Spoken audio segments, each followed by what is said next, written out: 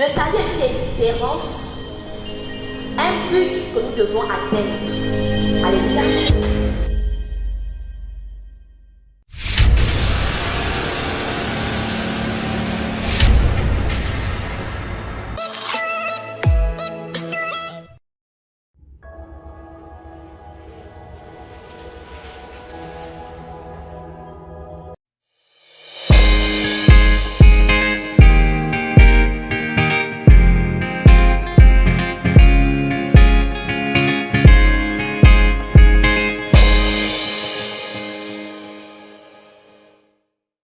Alléluia.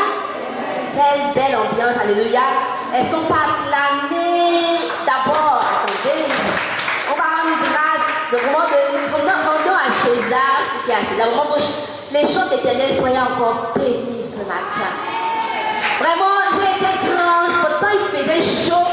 Mais de toute façon, j'étais bien là. Vraiment, sa présence, c'est ce qu'il nous faut. Est-ce qu'on peut acclamer pour les choses éternelles? Que Dieu vous bénisse. Vraiment, que Dieu vous bénisse. Et comme il y aura de gloire en gloire, et je sais que vous irez aussi de gloire en gloire. Alléluia. Amen. Maintenant, est-ce qu'on peut rendre à César ce qui appartient à César? Est-ce qu'on peut acclamer la présence du Saint-Esprit en ce lieu? Est-ce que tu peux glorifier son Seigneur? Est-ce que tu peux pousser les cris de joie pour celui qui était, qui est et qui revient bientôt? Son nom c'est Jésus-Christ. En tout cas mieux que ça, alléluia.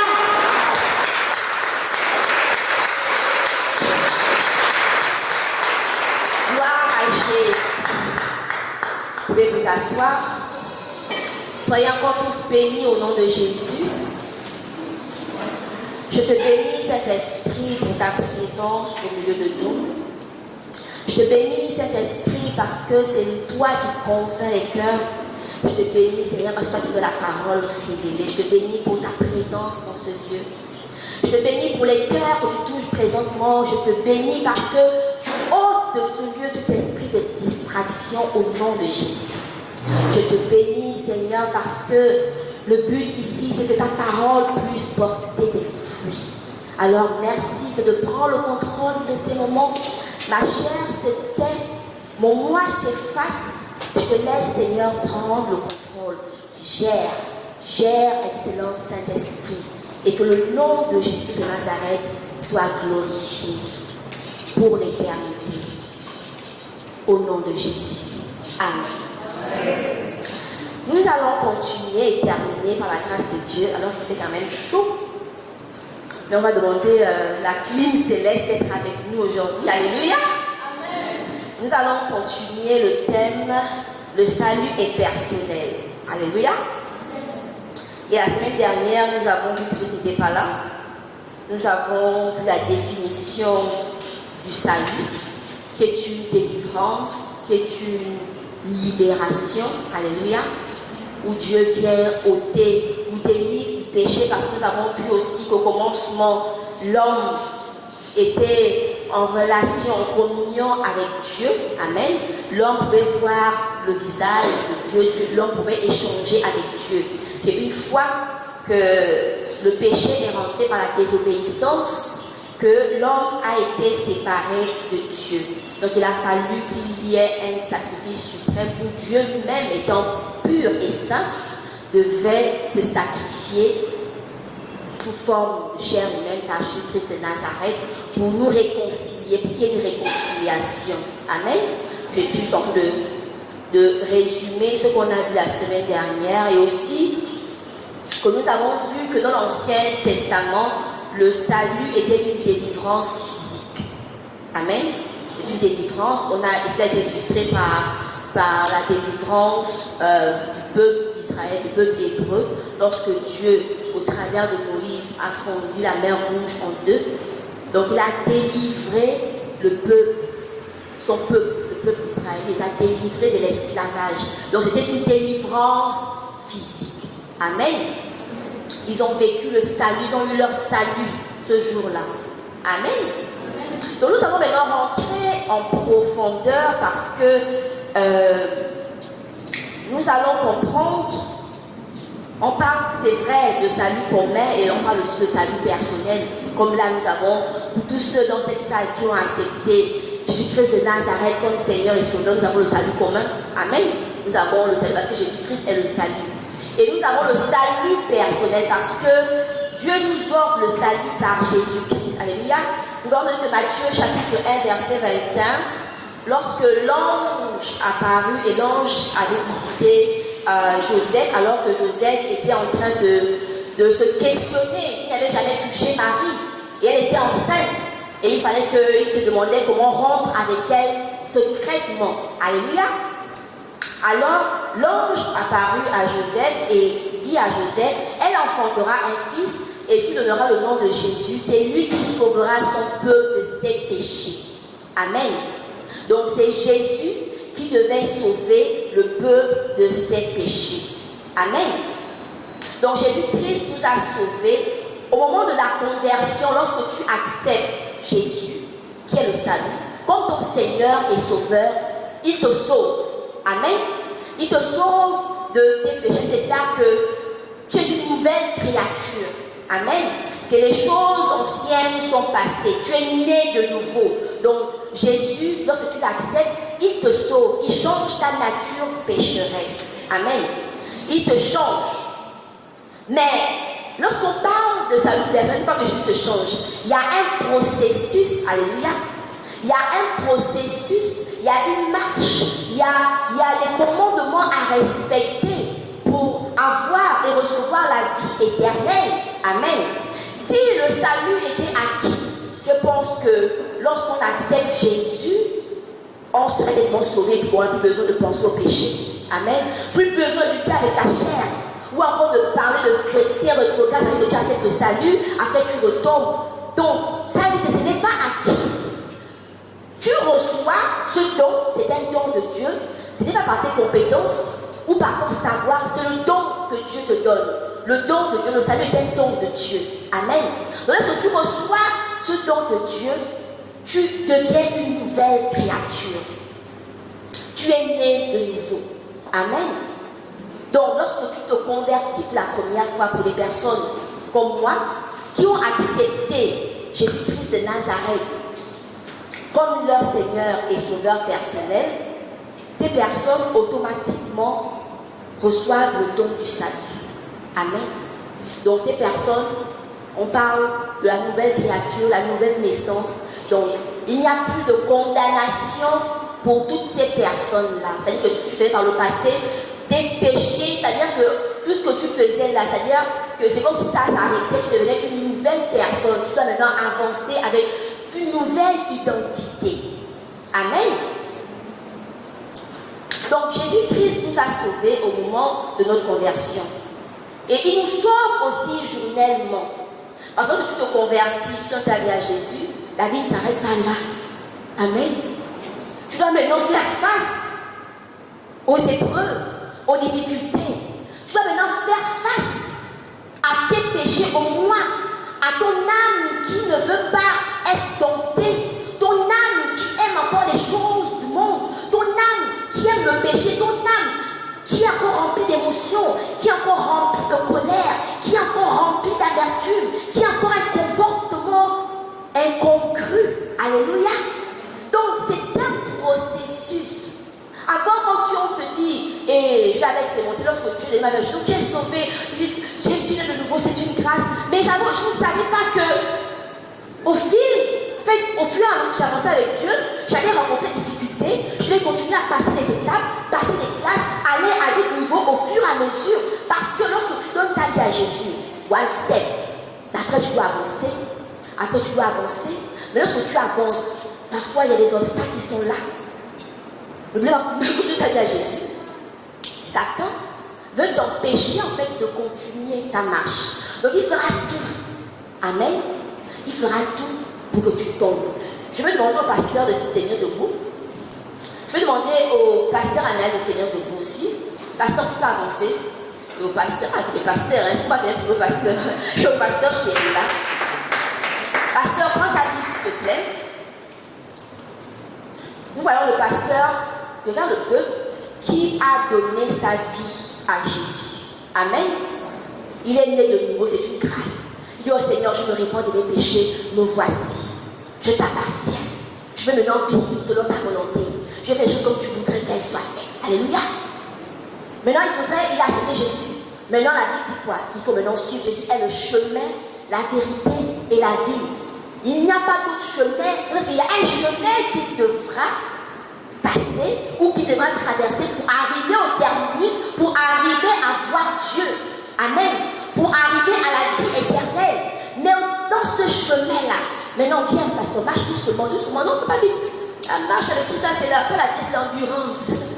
Elle fait ton premier pas. Alors l'ange éternel t'accompagne. Dieu va de moi parce que les laisse quand même. L'ange éternel accompagne. Et nous avons, tu n'es pas notre frère illustration des pasteurs. Tire le pasteur. C'est d'arracher sa vie. Toi tu tires. Et toi tu aides le pasteur.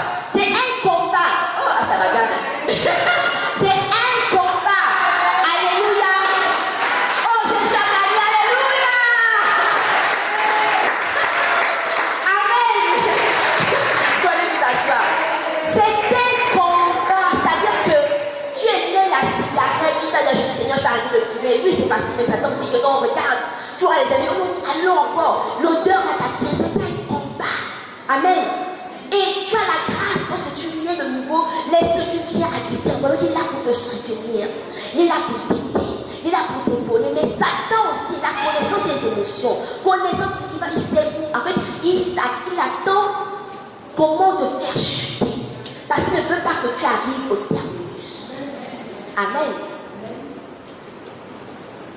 Donc, Jésus nous accompagne aussi journellement. Alléluia. Et tout ce qu'il veut, c'est nous sauver, c'est que nous puissions arriver au terminus qui est la vie éternelle. La vie éternelle, c'est voir Dieu. Parce que à l'époque, Adam voyait Dieu. Mais à cause du péché, il y a eu cette séparation. Amen. Mais Jésus est venu. Le voile est déchiré, il est venu briser, ôter ce voile, afin que nous puissions rentrer en communion avec Dieu. Amen. Mais pour voir Dieu, la Bible déclare que rechercher la paix avec tous et la sanctification sans laquelle nul ne verra Dieu. Amen. Parce que Dieu, il est saint. Amen. Donc le salut n'est pas un acquis, mais s'obtient par une foi persévérante. Alléluia. Qui s'accompagne des œuvres. La foi sans les œuvres, elle est morte. Par une foi persévérante. Tu as cru, Seigneur, je t'ai reçu dans ma vie comme mon Seigneur et Sauveur. Je veux aujourd'hui t'appartenir, comme l'illustration tout à l'heure. Je veux te suivre dans les bons comme dans les mauvais jours. Je veux marcher avec toi. Mais ce n'est pas facile de marcher avec Dieu. Donc, lorsque tu as atteint, ou lorsque tu as véritablement ce salut, lorsque tu es délivré, parce qu'on dit le salut c'est la délivrance. Mais regardez que nous sommes, c'est comme notre délivrance, elle est comme continue. C'est-à-dire qu'aujourd'hui tu enlèves une partie, après tu enlèves une partie, après il enlève, parce qu'il y a encore des choses en nous. Amen. Il y a encore des choses que nous aimons, que nous affectionnons, pour lesquelles nous devons nous défaire. Mais parfois, de nos propres forces, nous ne pouvons pas faire cela. Alléluia. D'où on a besoin du Saint-Esprit. Amen. Nous allons nous tenir debout et lire le livre de 1 Corinthiens chapitre 10.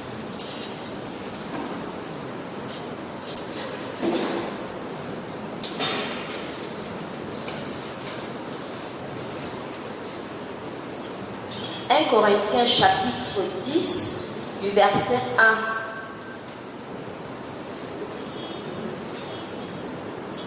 Du verset 1 à 12.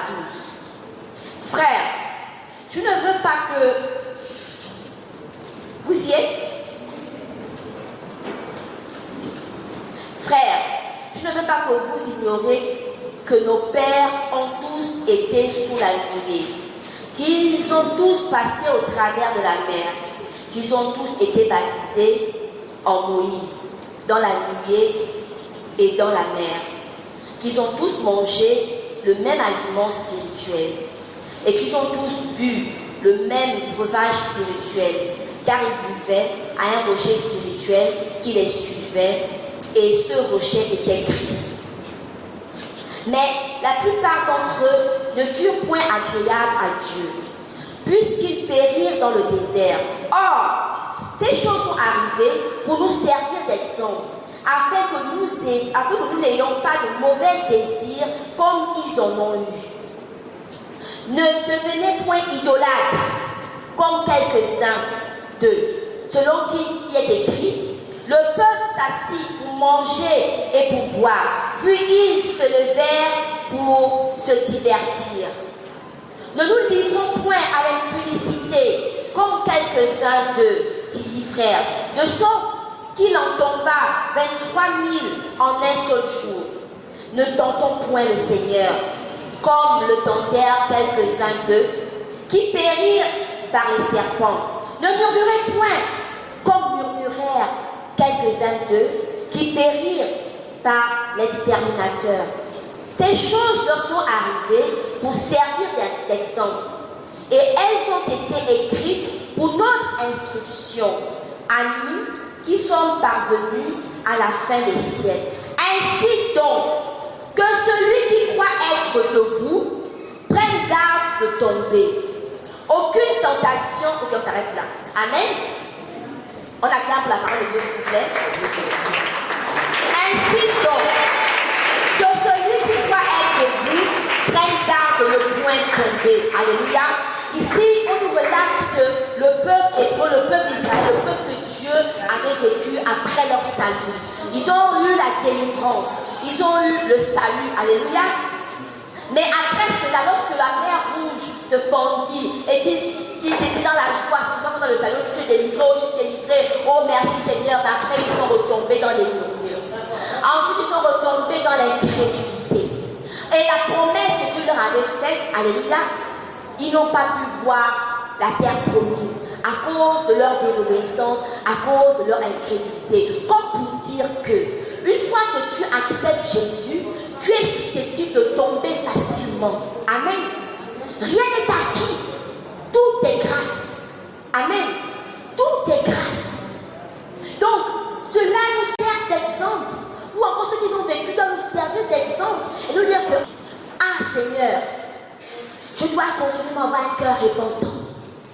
Ah Seigneur, parce que ceux qui sont debout prennent garde de ne point tomber. Autant tu es debout, la chute est près de toi. Donc ne te vante même pas. Oh, je suis chrétien, je suis sanctifié. Oh non, moi je suis. Non, non, attention, au contraire, quand tu prêches fort là. Mais tu es aussi la cible de Satan, alléluia. Parce qu'il va chercher comment faire pour te faire balayage, pour que tu arrêtes de prêcher l'évangile, alléluia. Mais il se sert de nos erreurs, il se sert de nos émotions, il se sert de nos faiblesses et de nos péchés, alléluia. C'est pourquoi ceux qui sont debout prennent garde de ne point tomber. Ne te vante pas parce que tout va bien pour toi. Ne dis pas que tu es fort parce que tu n'as pas connu le deuil, ou tu n'as pas connu une sécheresse, ou une situation compliquée. Parce que le jour où tu connaîtras des situations, tu sauras que tu es faible. Amen. Ne te vante pas parce que tu as tout aujourd'hui, mais rends grâce à Dieu. C'est une grâce pour toi. Et pour toi qui n'as rien pour l'instant, recherche la face de l'Éternel parce qu'il te donnera ce que ton cœur désire. Ce n'est pas la course de vitesse. C'est pourquoi en amont, je disais la semaine dernière, qu'avant qu'on ne prêche sur l'amour, avant qu'on ne prêche sur le baptême, mais c'est d'abord sur le salut, c'est la base. C'est la base. Parce que c'est la base de l'évangile. Jésus est venu pour nous délivrer du péché. S'il n'y avait pas de péché, il ne serait pas venu. Si Adam et Ève étaient encore tranquilles avec eux, Jésus ne serait, il n'y aurait pas eu tout ce qui s'est passé, etc. On n'aurait pas eu ça. Alléluia.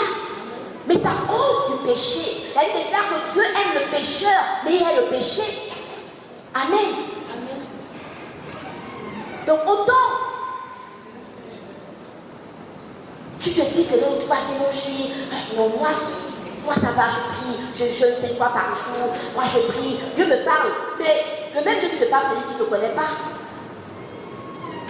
Ce n'est pas quelque chose de superficiel. Ça doit être une relation intime. Alléluia. Parce que les Hébreux avaient reçu leur salut lorsque Dieu les a délivrés de l'esclavage. Amen. De Pharaon en Égypte. Mais à cause de leur incrédulité, de leur rébellion, ils ont péri dans le désert. À cause de leur incrédulité et de leur rébellion, ils ont péri dans le désert.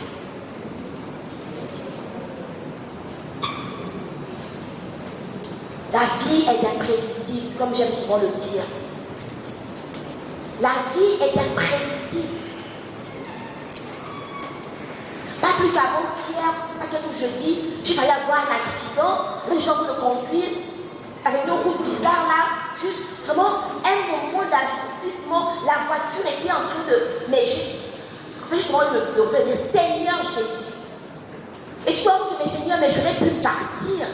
Combien de personnes partent comme ça? On a vu l'accident qui s'est fait là au boulevard. Mais ces personnes avaient des projets. Amen. Ces personnes avaient des rêves.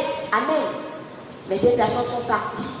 Mais Dieu seul sait si ces personnes sont au ciel. Si ces personnes-là avaient accepté ces choses-là, si ces personnes étaient réconciliées avec leur Dieu. Amen. Chaque jour suffit sa peine. Le salut est personnel. Amen. Le salut est une espérance, un but que nous devons atteindre. Alléluia. Le livre de Romains, chapitre 8, verset 24 à 25, nous dit « Car c'est en espérant que nous sommes sauvés. Or, l'espérance qu'on voit n'est plus espérance. Ce qu'on voit, peut-on espérer encore? Mais si nous espérons ce que nous ne voyons pas, nous attendons avec persévérance. » Nous espérons, parce que par la foi nous croyons en Jésus, nous espérons en cette vie éternelle. Nous espérons à ce jour-là où il n'y aura plus de cris, il n'y aura plus de douleur. Alléluia. Où toutes ces choses-là sont réalisées, nous pourrons être avec notre Dieu, le louer, l'adorer, où la souffrance ne sera plus. Amen. Où la souffrance ne sera plus.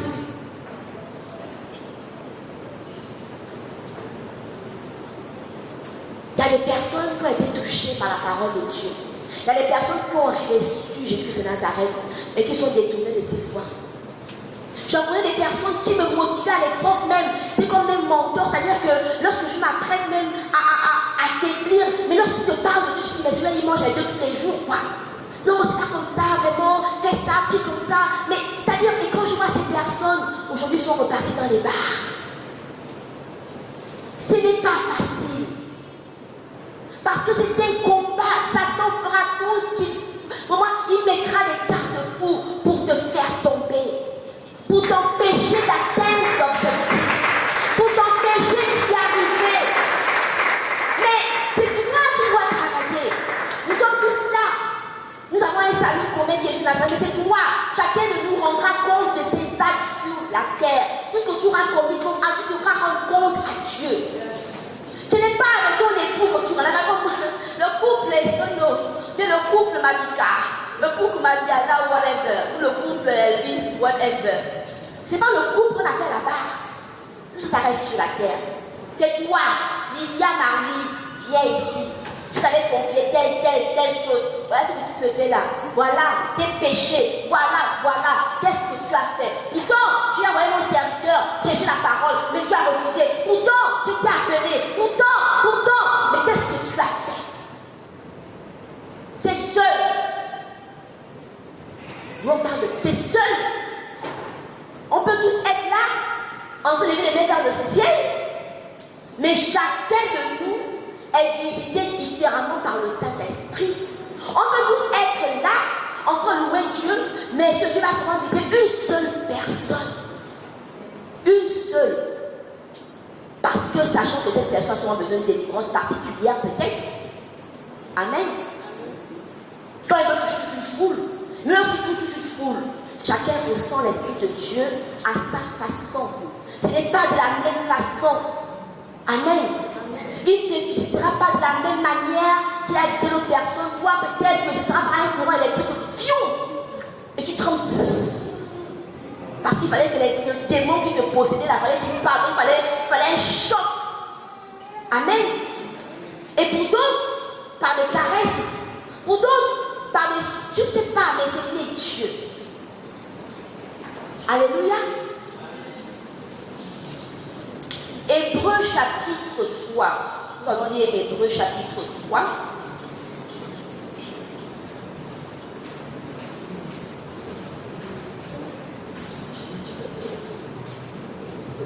Quelqu'un la page peut lire. Hébreux chapitre 3, verset 12 à 19.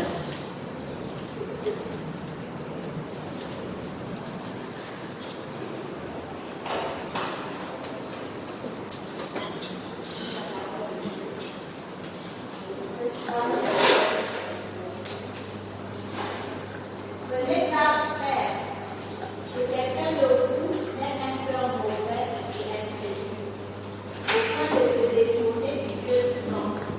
Mais exhortez-vous les uns les autres chaque jour, aussi longtemps qu'on peut vivre, aujourd'hui, afin qu'aucun de vous ne s'endurcisse par la séduction du péché. Car nous sommes devenus participants de Christ, pourvu que nous retenions fermement jusqu'à la fin de l'assurance que nous avions au commencement. Pendant qu'il est dit, aujourd'hui, si vous entendez sa voix, n'endurcissez pas vos cœurs, comme lors de la révolte, qui furent en effet ceux qui se révoltèrent après l'avoir entendu, sinon tous ceux qui étaient sortis d'Égypte sous la conduite de Moïse, et contre qui Dieu fut irrité pendant 40 ans, sinon contre ceux qui péchaient et dont les cadavres tombèrent dans le désert. Et à qui jura-t-il qui n'entrerait pas dans son repos, sinon à ceux qui avaient désobéi? Aussi voyons-nous qu'ils ne purent y entrer à cause de leur incrédulité. La parole de Dieu. Alléluia. Prenez garde, frère, que quelqu'un de vous n'ait un cœur mauvais et incrédule, au point de se détourner du Dieu vivant. Alléluia. Prenons garde. Prenons garde. Examinons continuellement notre cœur. Alléluia. Parce que autant ce Dieu s'est irrité contre son propre peuple qu'il a pourtant délivré, ce même Dieu peut s'irriter contre nous à cause de notre incrédulité, à cause de notre nonchalance, à cause de notre indiscipline. Amen. À cause de notre manque de persévérance ou encore notre manque de vérité. Alléluia. Sans la foi, il est impossible d'obtenir le salut, puisque c'est par le moyen de la foi que nous sommes sauvés. Donc sans la foi, il est impossible de plaire à Dieu. Alléluia.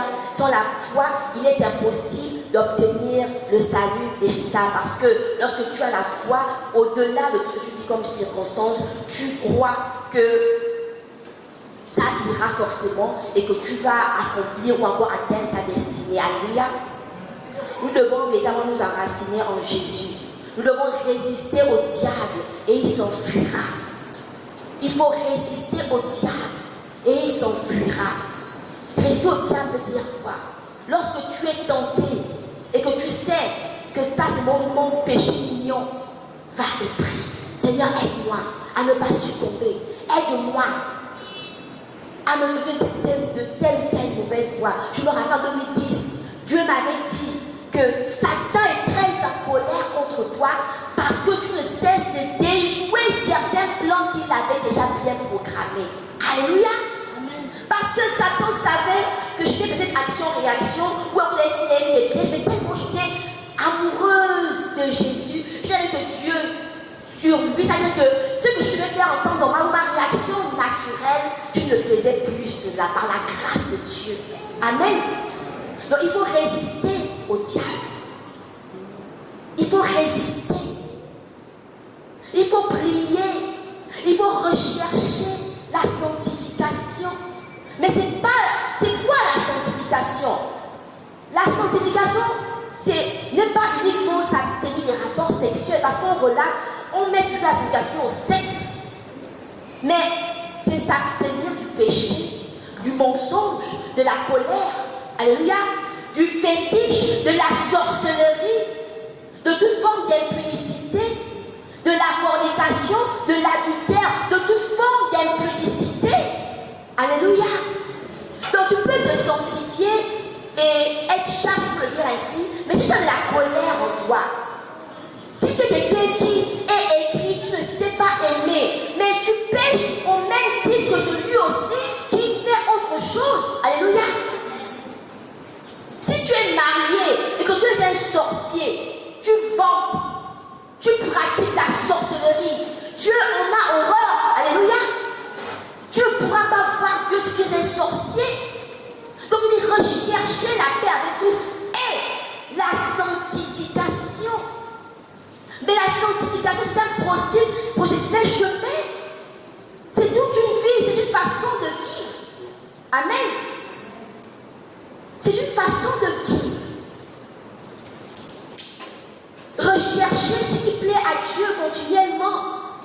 Et lorsque tu pêches, tu te répands. Parce que tant que tu auras cette chair, tu seras assujetti au péché, alléluia, à l'erreur. Alléluia. Je ne sais pas quel homme qui est pur, si ce n'est Jésus qui était le seul pur. Alléluia. Quel est cet homme qui dit que moi je n'avais péché? Moi je suis un homme très pur. Je marche dans la sanctification, dans quoi que ce soit. Mais je pense que s'il le dit, Dieu seul sait. Mais Satan trouvera quelque chose aussi pour l'accuser quelque part. Alléluia. Ne soyons pas trop justes à nos propres yeux. Mais soyons humbles. Reconnaissons que nous sommes des pécheurs, faibles, des natures. Nous sommes faibles. Vraiment, nous sommes faibles parce que Dieu nous ramène à notre nature. C'est vrai que je disais que lorsque tu n'as pas encore vécu une situation, ne parle pas. Ne viens même pas. Tu peux exhorter, tu peux comment il t'inspire, mais ne te vante pas en fait de dire bon, moi je ne peux pas rien de m'arriver, moi je ne peux pas tomber dans ces choses-là. Moi je ne fais pas ça. Moi je ne peux pas rentrer dans ces choses-là. Mais lorsque tu te retrouves, qu'est-ce que tu fais? Amen. Et lorsque tu te retrouves dedans dans le péché, lorsque tu retombes, c'est difficile. À moins que tu aies la grâce de Dieu et que tu veuilles, que tu aies la persévérance de remonter. Parce qu'à chaque fois que tu voudras remonter, il y aura toujours un pas qui te retiendra vers l'arrière. À chaque fois, ce sera compliqué. C'est-à-dire que c'est comme si tu faisais beaucoup plus d'efforts. Pourquoi? Parce que tu as connu le salut et que tu t'en es détourné. Alors Satan veut justement te garder captif. Mais tu dois te dégager. Alléluia. Dis, je me dégage. Je me débat. Alléluia. Amen. Tu dois te débattre. Tu ne restes pas dans cette captivité. Tu te débats. Alléluia. Tu te débats. Ne reste pas dans la condamnation. Tu as ce cœur repentant. Tu t'es repenti. Et tu crois que Dieu t'a pardonné et tu avances. Amen. Amen. Tu avances. Peu importe les regards d'autrui, toi, tu dois avancer. Parce que tu ne rendras compte qu'à Dieu. Ne l'oublie jamais. Tu ne rendras pas compte à ton pasteur, ni à ton leader. Mais tu rendras compte à Dieu. Donc peu importe les regards accusateurs, parce que nous aussi, avec nos yeux là, on est toujours, oh, il est revenu. Oh, c'est pas celui-là qui était le grand serviteur, mais oh, il est tombé. Oh, maman, il regarde l'église. Là, c'est des démons en lui, hein. Mais toi-même, tu es des démons, les gens sont en toi, c'est le démon qui parle en toi. Hein? Toi-même, tu es rempli, tu ne sais pas ce que tu as comme problème. Comment la route, la marche avec Dieu, ce n'est pas la vitesse. Ce n'est pas l'endurance. Tu peux avoir un zèle, boum, boum, boum, boum, boum, peu, après. Qu'est-ce qui t'a débombé? Qu'est-ce qui t'a dégonflé? Les soucis. Quand la détresse te frappe là, quand les problèmes te frappent là, malheur sur malheur, qu'est-ce que tu fais? Est-ce que tu avances avec Jésus? Est-ce que tu recules? Lorsqu'il te dit il t'a promis des choses et que tu te dis, mais Seigneur, depuis que tu promets, tes promesses, ça c'est quand? Depuis que j'attends. Toi, tu es éternel, moi je vieillis. C'est quand? Amen. Amen. On perd patience et beaucoup d'entre nous, nous prenons les raccourcis. On voit, ok, donc Dieu il est trop lent. Je vais aller voir le gaga de Soko là, peut-être que lui au moins il me dit un truc rapide, moi je vais être rapide. Amen. Amen. Mais le rapide a des conséquences aussi. Aussitôt tu as oui là. De la même façon tu as eu rapidement là, tu peux aussi retomber rapidement. Amen. La grâce que j'ai avec Dieu, c'est ce qu'il donne Dieu. Et c'est là nous fait du bien. Parce que c'est sa bénédiction qui enrichit et elle ne se fait suivre d'aucun chagrin. Amen. Amen. Est-ce qu'on va acclamer le Seigneur? Donc, nous devons véritablement nous enraciner en Jésus. Nous devons nous enraciner en Jésus. Nous devons nous enraciner en Jésus. Nous allons lire Matthieu, chapitre 13.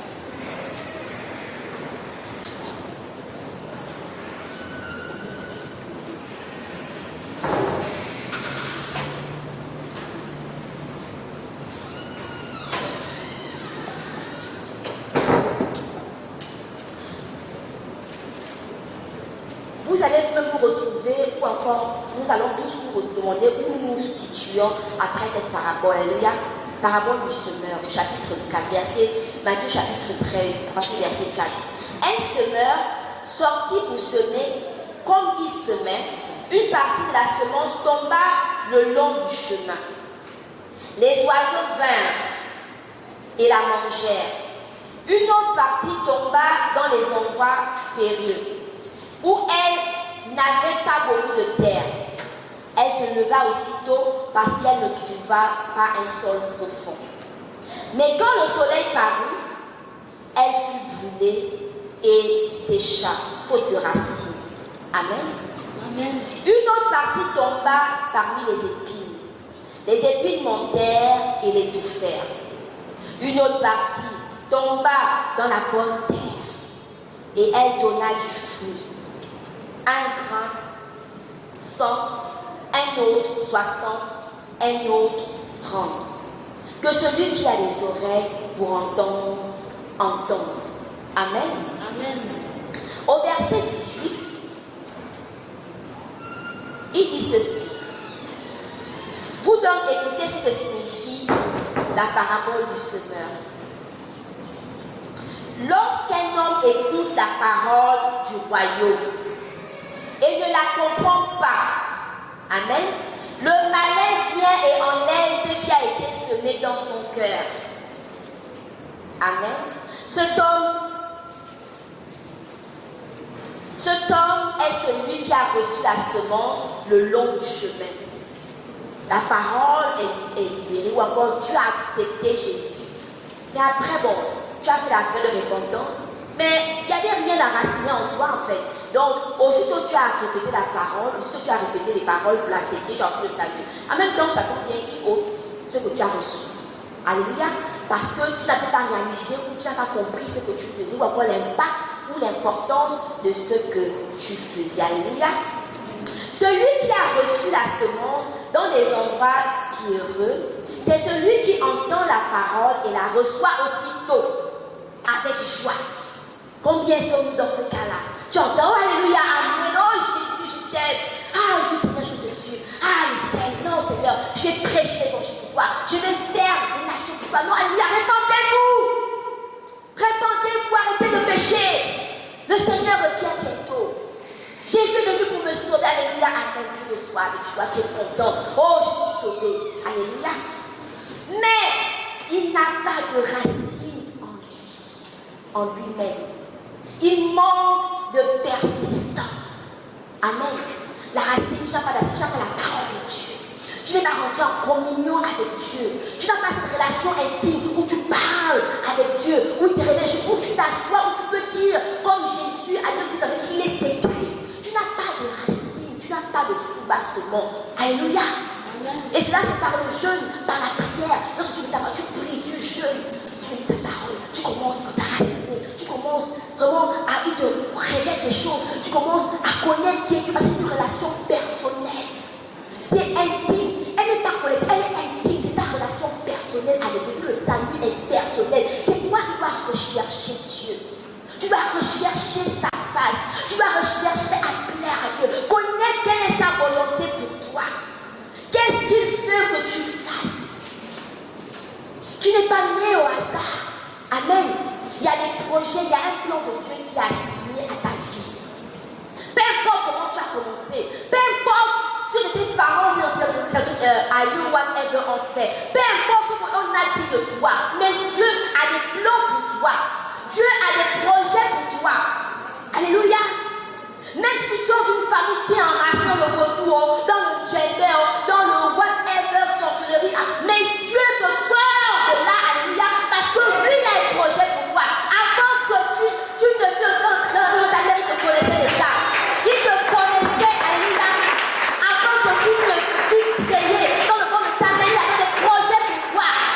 Que toi tu feras cela, mais ça que lorsque tu viens, lui aussi vient là aussi des projets pour toi, parce qu'écoute, voilà. Tu dois suivre la ligne des ancêtres.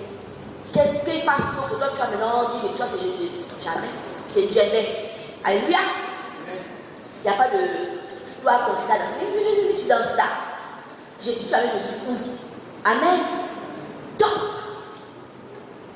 il n'est pas raciné. Tu as reçu la parole avec toi, mais tu n'as pas de racines. Voilà pourquoi il est important.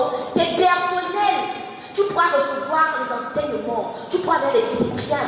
Pour être édifié, pour être enseigné. Mais après, c'est toi qui dois mettre cela en pratique. Alléluia. On va montrer comment prier. Mais après, c'est toi qui devras prier toi-même. C'est toi qui tu devras vivre des expériences extraordinaires avec Dieu. Amen. C'est toi qui dois le faire. C'est ton histoire avec Dieu. C'est ta relation avec Dieu. Mais il n'a pas de racine en lui-même. Il manque de persistance. Et dès que survient une tribulation ou une persécution à cause de la parole, il trouve une occasion de chute. Combien sommes-nous? Une fois que les problèmes arrivent, tu arrêtes de venir à l'église. Une fois que les soucis, en tout cas Dieu sait que moi j'ai des problèmes. Dieu sait que mon mari, ça ne va pas. Dieu sait, donc il comprend.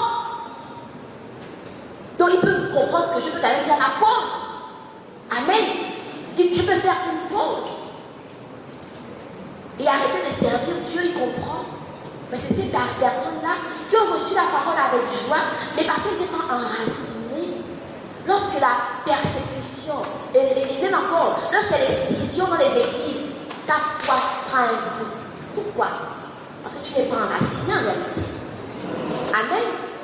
Tu dois demeurer en Christ, t'enraciner en Christ. Donc, parce que les hommes là, nous sommes sujets à l'erreur. Il y aura toujours incompatibilité d'humeur. Il y aura toujours des trucs où je te dirais que tu te frustrer parce que c'est l'être humain. Amen. Mais toi, tu dois demeurer en Christ et ne pas regarder tout ce qui est autour. Alléluia. Donc, lorsque tu fais partie de cette catégorie, lorsque la tribulation arrive, automatiquement tu chutes. Alléluia. Tu repars dans le monde. Tu repars tout simplement. Celui qui a reçu la semence parmi les épis, c'est celui qui entend la parole. Amen. Mais en qui les soucis du ciel et la séduction des richesses étouffent cette parole et la rendent infructueuse. Amen.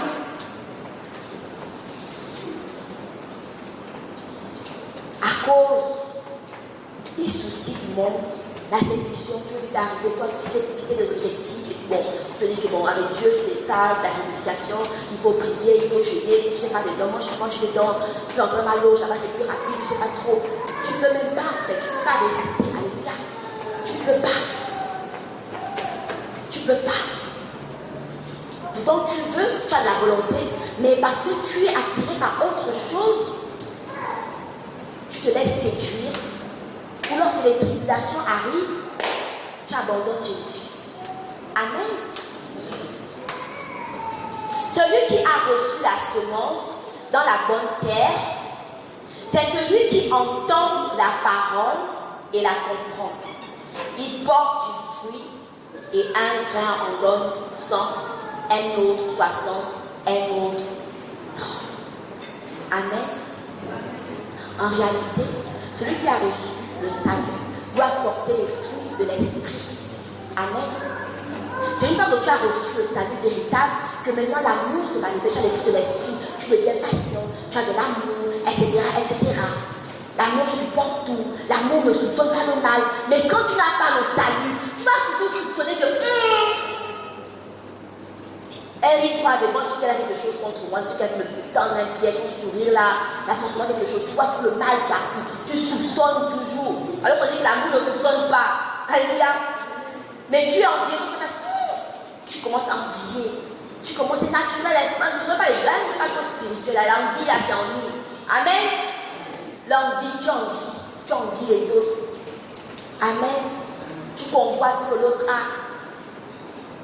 Tu es orgueilleux, tu es orgueilleuse. La colère. Donc c'est lorsque tu reçois le salut. Alléluia. Le salut véritable, tu portes le fruit. C'est lorsque tu as reçu ce salut, ta délivrance est là, tu laisses Dieu te façonner, te briser, te modeler. Et c'est là où tu portes des fruits. Et ce n'est pas automatique.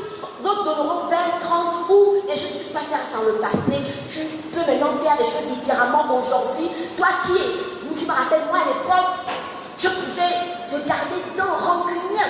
Je peux te garder dans. Vous pouvez faire un an, je t'adresse pas la parole, je n'ai pas tout le temps. Amen. Et je me rappelle à l'époque, le pasteur, souvent, papa, il m'a dit, mais je t'ai fait quoi? Je n'ai pas rien fait. Je peux vous adresser la parole, c'est tout. C'était un phénomène, alléluia. Mais je suis arrivée au stade où, même lorsque la personne adore, c'est moi qui vais demander pardon. Alléluia. Tu n'arrives plus à garder la colère. Tu es témoin pour glorifier mon Dieu. Parce que moi, je suis un spécimen. Amen. Ça veut dire que tu peux me lever, ne pas t'adresser la parole, parce que je n'ai pas envie. Maniérer. Amen. Même mon époux me portait le monde calme, voilà. Vraiment, fouka. Il est paisible, avec moi, je suis difficile à vivre. Amen. Et le pasteur est un témoin. Alléluia. Je lui ai fait ça dur parce qu'elle était très douce. On était deux amis, mais opposés. Moi, j'étais chaude, ouf. Elle était la douceur. Alors, là, je trouve un peu petit. On n'est pas dans la douceur, etc. Donc, souvent, c'est évidemment que. Mais je t'ai fait quoi? Elle pleure même ce donc, oui, hein, mais. C'est pour témoigner de glorifier Dieu. Qu'est-ce que je t'ai fait? Je dis, je n'ai rien fait. Mais quand il m'a dit, je dis, mais parce que je te fais la parole, c'est tout. En fait, pour moi, c'était pas normal. Mais pour moi, parce que j'ai vécu une enfance difficile qui avait façonné mon caractère. Amen. Donc, je me protégeais, me préservais et montrais cette carapace-là, alors qu'à l'intérieur, il y a la fragilité aussi. À l'intérieur, il y a besoin d'amour, l'affection. Même si tu donnes ta vie à Jésus, tu es libéré à là. Tu es nu devant sa face. Tu dis, Seigneur, voici mon caractère. Façonne-moi. Enlève ce qui doit être enlevé. Mais ce qui doit être vraiment, enlève tout ce qui n'est pas de toi. C'est ça ma prière, Seigneur. Vraiment, modèle-moi. Donne-moi la force qui te plaît. Enlève l'orgueil. Enlève le fait de penser que tu es trop belle, ma chérie. Non, enlève tout ça là. Enlève l'orgueil. Enlève la compétition. Enlève la jalousie. Enlève vraiment la rancune. Non, c'est quelque chose qui est vraiment nous condamner par les autres parce que ça c'est trop vécu. Il y a des personnes qui ont des caractères à cause de leur expérience. Alléluia. Ou des personnes qui ont été qui n'ont jamais connu l'amour, par exemple. Mais tu vas dans une famille où il y a l'amour, une famille où il n'y a pas l'amour. Donc, moi, je sais que l'enfant arrive, il y a l'amour, il est dépaysé. On te dit bonjour, tu fais les câlins, bisous, mon bébé, mon chouchou, mon chouchou. Il dit, mais c'est quoi, chouchou? Il a vraiment le frappe. Amen. C'est la réalité. Je me rappelle en communication, on avait une module en première à l'université, la communication. La langue, c'est if I have to define myself. C'est-à-dire qu'on devait en fait expliquer en fait le pouvoir de la parole. C'est-à-dire que tu as une personne, des mots, des paroles douces, machin, etc. Lorsque l'enfant grandit, la personne grandit avec, on dit high self-esteem, comment? Du coup, j'appelle high self-esteem, c'est quoi? une grande estime de soi, alléluia. Mais tu es un enfant, tu ne feras jamais rien, tu n'aboutiras à rien. Toi, la nulle, fais la tête comme ton père. Rigolo, blablabla, sur les femmes, la tête comme ton père, monsieur, fais la que tu aimes, alléluia. Donc, mais lui grandit, alors tu vas réussir. Tu es né pour régner, tu vas réussir. L'enfant grandit avec ce high self-esteem-là, vous savez comme je veux dire, cette assurance, alléluia, cette confiance en soi, que je vais réussir, donc c'est important de bien parler. Quand l'enfant fait quelque chose, donc tu vas réussir. Tu es intelligent, mon bébé. Tu es bête. Tu es bête. C'est juste qu'il faut être, quand on est chrétien, là, il faut prohibir, il faut annuler ce truc-là. Tu es bête. Donc tu n'as pas compris, ben, tu n'es pas très intelligent, peut-être, mais tu vas réussir. Alléluia. Alléluia. Donc nous devons laisser Dieu nous façonner. Donc vous voyez que nous sommes plusieurs là, mais chaque personne ici a reçu Jésus d'une façon différente. Alléluia. Pour d'autres, portent déjà des fruits, d'autres pas encore. Nous devons tous porter des fruits. Alléluia. Donc un chrétien doit continuellement avoir un cœur repentant. Je me rappelle lorsque je l'ai dit en 2010, je l'ai dit à Jésus de Nazareth, cet homme de Dieu qui m'avait tellement placé. Et à l'époque, pour encourager certains frères ou sœurs qui ne savent pas prier. Moi, je ne savais pas prier. Amen. J'avais tout tendance à écouter prier les autres. Parce que les chrétiens, là, l'église éveillée, là, ils ne parlent pas. Oh Seigneur, mon Dieu. Et moi, je ne savais pas. Donc, je revais les catholiques, il fallait me donner, moi, je savais prier dans le cœur. Donc, quand Dieu commence à prier, il est à côté de moi, je me mets à écouter ce que la personne dit. Alléluia. Je n'étais pas concentrée. Je ne savais pas prier, genre, oh Seigneur, oh machin, whatever, là, etc. Non. Donc, le jour-là, le monsieur là, il s'est mis à genoux. Il s'est mis à genoux. Il s'est mis à genoux. Je voyais ça bizarre. Et après, il commence, et chaque fois il commence à prier. Oh Seigneur, pardonne-moi, je suis un pécheur. Après, je priais là-bas dans mon cœur. Après, j'entends, je suis un pécheur. Oh, ma bouche était pure, mais je suis pure. En fait, ça veut dire ma bouche était pure, mais je suis pure. Seigneur, vraiment, ce que j'ai pu faire, qui t'a quoi, me voici, Père. Je me réponds. Je suis restée, j'étais en train d'écouter sa prière. Moi, j'étais en train d'écouter sa prière, mais ça m'avait touché. Je dis, voilà quelqu'un que moi, je me dis, bon, c'est pas un pécheur, parce qu'à l'époque, on va me dire, bon, ça c'est, hein, voilà, avec Dieu, forcément, lui là, c'est clean. Mais il prie comme ça. La bouche, il va bénir, tu vas bénir, mais ma bouche a péché. Ma bouche est impure. Mes yeux ont vu des choses que je n'aurais pas dû voir. Pardonne-moi. Mais inconsciemment, sanctifie-moi. En fait, on doit avoir toujours un cœur important. Seigneur, je fais de façon inconsciente. Moi, même dans la pensée, je pêche. Je t'assure qu'on pêche à chaque instant. Même dans les soupirs, nous pêchons. Même dans le regard, tu as péché. Amen. Donc, il y a des choses que tu dis, Seigneur, j'ai sûrement fait ce qui n'est pas juste à tes yeux. Il y a souvent des péchés ou encore des choses que tu considères péchés, que moi je ne considère pas peut-être péché, pour moi ce n'est pas un péché, mais aux yeux c'est un péché par exemple. C'est qu'il faut toujours un cœur repentant. Et je parle de la prière, pourquoi? Parce que lorsque j'ai quitté les prières, j'avais du mal à prier parce que j'étais à me concentrer. Parce que je n'étais pas encore enraciné en Christ. C'est plus tu découvres, plus tu recherches, tu vas le découvrir. Après tu as commencé à te mettre à parler, à prier. Et tu ne penseras même plus aux gens qui sont autour de toi. Alléluia. Et je me rappelle le jour où on m'a dit après de diriger la prière, de rassembler la prière, je vous assure que je priais, j'ai bloqué les doigts. Je transpirais, je dis mon Dieu, je vais lever ma. En fait, c'est comme si je sentais qu'on avait des noms Lydia. Rassemble la prière, mais je vous assure que je transpirais.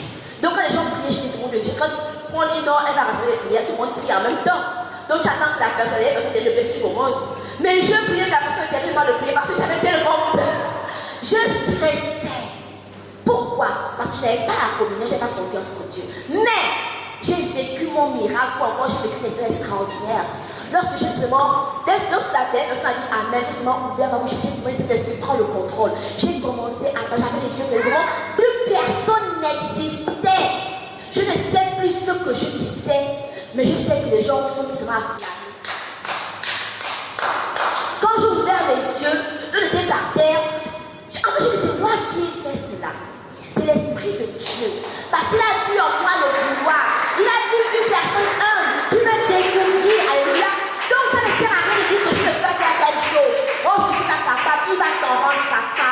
témoin. Alléluia. À l'instant même. Un autre témoignage. Les chants là. À l'époque la semaine dernière, là, mon fils Daniel, là, je suis sûr qu'il a chanté en anglais. C'était fort. C'était très fort. Je me suis dit, parce que je chantais. Je dis, ok. Donc, tellement, il fallait qu'on encourage. Mais c'était fort.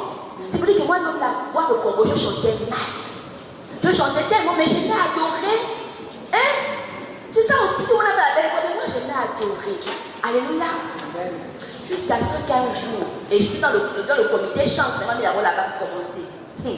Jusqu'à ce qu'un jour, on a tenté de faire, on disait que telle adoration, moi je vais chanter je me tiens devant le sacre, je réalise mon état, je me prosterne, je m'humilie devant toi, car je ne suis rien. Ce jour-là, même le leader était par terre.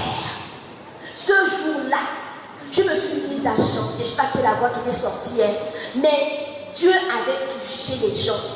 Il y avait des délivrances. Tout le monde était par terre. Alléluia. Pourquoi? Parce que Dieu avait touché. J'avais prié, Seigneur, prends le contrôle. Seigneur, je t'ai une belle voix, mais je t'offre cette adoration. Seigneur, prends le contrôle. Je vais tellement prier pour ça. Lorsque j'avais chanté, l'esprit était descendu. Tout le monde était par terre. C'est pas que je vous mens maintenant, tu peux témoigner. Tout le monde était par terre. Alléluia. Parce que Dieu avait touché. Et il touche les gens comme ça. Tout, c'est être disposé. Tout, c'est toi-même vouloir qu'il fasse des choses au travers de toi. Alléluia. Mais non. Comment faire pour avoir le salut? Pour avoir le salut, tu dois accepter Jésus-Christ, de recevoir comme ton Seigneur et Sauveur personnel et marcher dans la sanctification. Alléluia. Car si nous percevons la sanctification, nous parviendrons au salut. Donc la sanctification, c'est rechercher à plaire à Dieu continuellement, chaque jour. Rechercher la face de Dieu. Rechercher vraiment, demander à Dieu de mettre un dégoût du péché dans nos cœurs. Alléluia. Parce que c'est celui qui persévérera jusqu'au bout qui sera sauvé. Si tu t'arrêtes là, tu ne seras pas sauvé.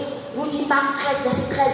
Si tu t'arrêtes là, tu ne seras pas sauvé. Donc le salut, c'est la persévérance. Il y en a qui ont commencé, ils sont arrêtés en mi-chemin. Mais c'est la fin qui couronne l'œuvre.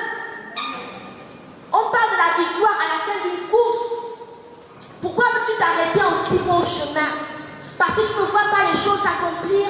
Parce que Dieu tarde à accomplir ses promesses. Parce que la vie est difficile et que Dieu prend des raccourcis. Parce que ta situation ne change pas. Non, persévère. Persévère. Alléluia. Parce qu'aussi la vie de la sanctification n'est pas à l'abri d'une chute. C'est pourquoi nous devons nous armer des armes. Alléluia. Des armes de Dieu. Parce que le but de Satan, c'est de nous faire tomber. Et les armes de Dieu, nous voyons dans Éphésiens chapitre 6, versets 10 à 18. Alléluia. Nous devons nous armer des armes de Dieu. Si le salut était acquis, pourquoi avons-nous ces blocages? Pourquoi sommes-nous si combattus? Pourquoi on a besoin de tâtonner? Pourquoi la sorcellerie existe-t-elle? Alléluia. Pourquoi Dieu parle de persévérance? Pourquoi Dieu parle de persistance? Parce qu'il sait qu'à un moment de notre vie, il va arriver un temps où on aura tendance à relâcher. Où on voudra baisser les bras. Où on voudra dire que mon là c'en est trop, car Seigneur, si tu ne fais pas ça, moi j'arrête. Alléluia. Mais nous devons persévérer. Parce que le but, nous sommes ici, c'est pour être sauvés. Nous sommes ici, c'est pour avoir la vie éternelle. Alléluia. Moi, j'ai vécu. Dieu m'a montré l'enfer. Il m'avait visité en 2010 et il m'a dit, c'est là où tu allais être si tu ne m'avais pas accepté. J'ai eu cette grâce. Il y en a qui ont la grâce de vivre au autre chose. Mais moi, je sais. Pour qu'il m'a montré l'enfer, pour que je comprenne que, je dois arranger ma vie rapidement. Amen. Parce que l'enfer est réel. Et après la mort vient le jugement. Et nous ne serons pas jugés pour la nation, mais tu seras jugé toi selon tes œuvres. Amen. Amen. Tu seras jugé selon tes œuvres. Qu'est-ce que tu as fait? Quel est ton bilan? Où mets-tu Dieu aujourd'hui? Es-tu toujours au centre de tes priorités? Qu'est-ce que tu as fait de ton premier amour? S'il arrivait, je me rappelle, c'était en 2009, 2007, je suis encore dans mon groupe, il y avait les petits, il y avait les groupes d'évangélistes là, les anglophones qui s'arrêtaient en anglais. Nous ont posé la question chez ma copine, nous demandent, d'abord, on ne pas s'arrêter, nous partons nos balades. Nous demandons s'il vous plaît, il prêchait l'évangile, s'il arrivait que vous irez où? On l'a envoyé en enfer. Comme ça. Mais c'est l'espérance de l'ego possédé en réalité, l'ego possédé. Mais elle disait, Dieu, parce qu'elle avait acheté Jésus Nazareth comme Seigneur et Sauveur. Donc elle savait que si elle mourait, elle s'en fait, mais elle va réalité, c'est quoi l'enfer? Sans aucune réalité. Mais ces filles aujourd'hui, que ce soit moi ou ma copine, nous servons Dieu aujourd'hui, alléluia. Donc Dieu nous connaissait déjà. Malgré nos défis, Dieu nous avait prédestinés à le servir. Alléluia. Donc Dieu te connaît. Tu n'es pas né au hasard. Et tu n'es pas là en vain. Donc ce message te concerne. Ce message me concerne. Nous devons continuer notre marche avec Dieu. Ne sois pas ok, j'ai Jésus Nazareth, le salut est acquis. Non. Donc tu diras aussi, pourquoi ton examen, pourquoi tu dois étudier, pourtant pour moi, pour avoir ton examen. C'est la même chose. Amen. C'est comme un mariage, vous mariez, mais il n'est pas une chose d'être marié que vous n'allez pas divorcer, que votre mariage va aller jusqu'à son terme. Alléluia. Mais ça se travaille. Amen. C'est la relation, ce travail. Plus d'intimité, plus de communion, mais Satan, qu'est-ce qu'il fait? Il vient diviser. Pourquoi il y a trop de divorces de nos jours? Au même temps, il y a beaucoup de mariages, mais les divorces là, c'est même plus, on dit là comme plus, en fait, c'est devenu vraiment à la mode. Oh, moi je divorce, et puis tu te remaries, tu divorces, tu te remaries, tu divorces. C'est ce qu'on fait avec Christ. Donc on prend Christ, on repart, puis on revient Christ. Non, il n'aime pas quand on le mélange. Il nous demande de le suivre. Et celui qui va nous garantir la vie éternelle. Amen. Amen. En conclusion, le salut est personnel. Amen. C'est toi, c'est ta responsabilité de préserver ta relation avec Christ. C'est de ta responsabilité de rechercher sa face continuellement. C'est de ta responsabilité. Parce que je réitère, nul ne sait, nous sommes tous là, mais personne ici ne sait quand est-ce qu'il va mourir. La mort n'est pas seulement pour les autres. Amen. La mort aussi c'est pour moi. Amen. La mort c'est pour moi. Je dis la dernière fois que vendredi, j'ai failli avoir un accident là. Oui, vendredi. J'ai failli, en fait, Dieu de la grâce de Dieu, j'aurais pu faire un tournée en parlant de mon passé. Mais je me suis demandé, mais Seigneur, est-ce que je vais être sauvée? Mais c'est à l'instant là même, si tu me reprenais, j'allais être avec, j'allais voir ta face. Alléluia. D'où la crainte du nez. Je dois revoir certaines choses. Seigneur, regarde et montre-moi ce qui m'empêche encore de voir ta face, ou ce qui m'aurait empêché si tu me prenais de te voir, par exemple. Amen. Pour que je rectifie le tir.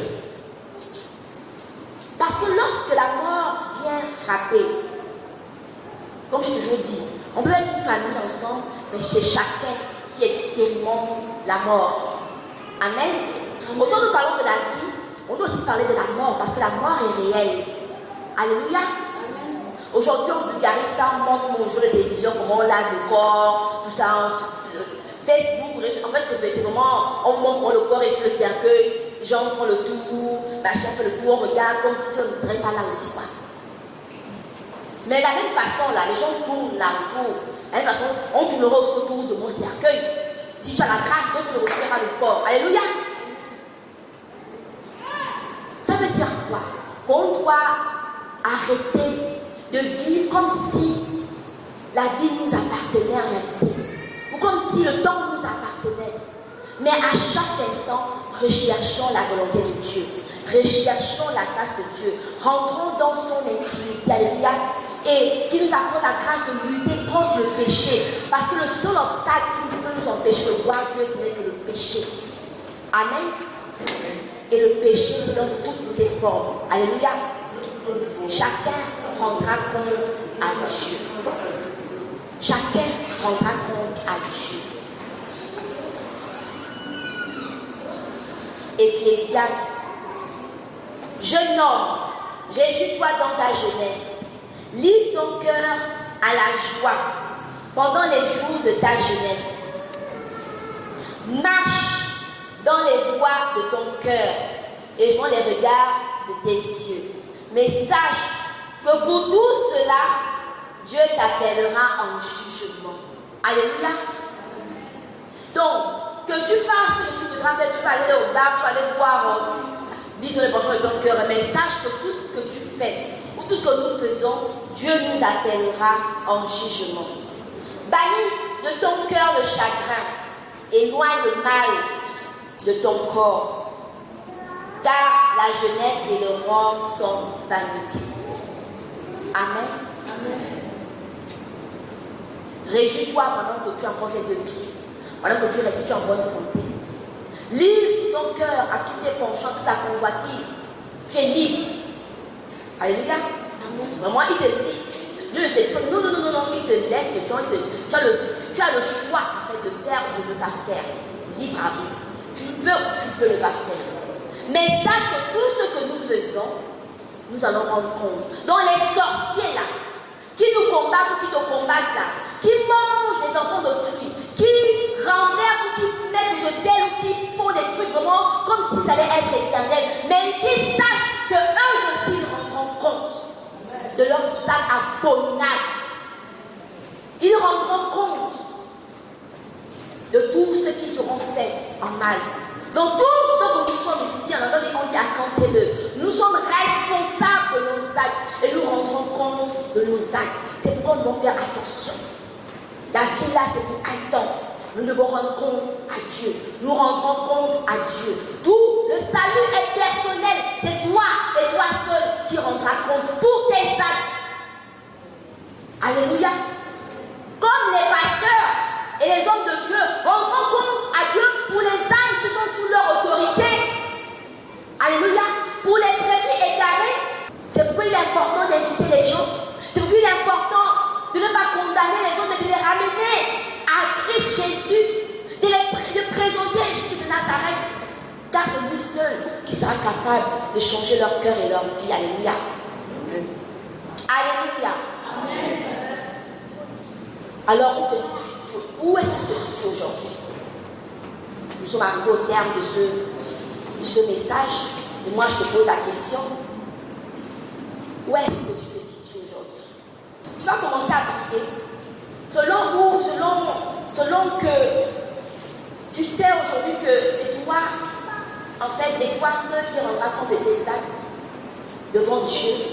Et tu sais d'examiner ta vie en fait. Nous ne sommes pas prétentieux. Nous ne sommes pas vraiment que moi je viens à l'empêcher. Seigneur, moi je suis bien à cet été. Moi, si c'est là, Dieu peut toujours trouver quelque chose à te dire. Alléluia. Peut-être que tu as l'art. Peut-être que tu as l'argent, ton compte a bloqué, mais tu ne veux pas donner aux gens de pauvres, par exemple. Je ne sais pas. Mais ayons un cœur repentant ce matin. Pour nous réconcilier avec le Maître. Alléluia. Ayons un cœur repentant ce matin. Et demandons à Dieu pardon pour les choses conscientes et inconscientes que nous avons eu à faire. Qui nous ramène dans la bergerie. Alors que nous sommes nous arrêter à un moment donné dans notre marche avec lui. Qui nous ramène pour que nous puissions continuer. Si nous avons fait, s'il y a eu un moment où nous sommes juste égarés, qui nous ramène. Si nous avons mis, on a mis cette pause-là et puis on n'a pas su comment avancer, qui nous aide à avancer. Alléluia. Tu vas commencer à lever ta voix et prie. N'écoute pas le voisin comme moi à l'époque, mais parle à Dieu. Père, jusqu'au bout, nous voulons te suivre. Nous voulons te suivre, Adonai. Nous voulons te suivre, ô Dieu Tout-Puissant et toi, Saint. C'est pourquoi, Saint-Esprit, je m'incline devant ta sainte face et implore ta miséricorde, afin que tu nous aides, Seigneur, que tu aides mes frères et sœurs aussi ce matin. Oh Dieu, que ceux qui ont ralenti dans la marche, que ceux qui sont arrêtés à un moment donné, Seigneur, que tu les ramènes, que ceux qui sont tombés, que tu les relèves, Seigneur. Je t'en supplie, Père. La marche avec toi, Seigneur.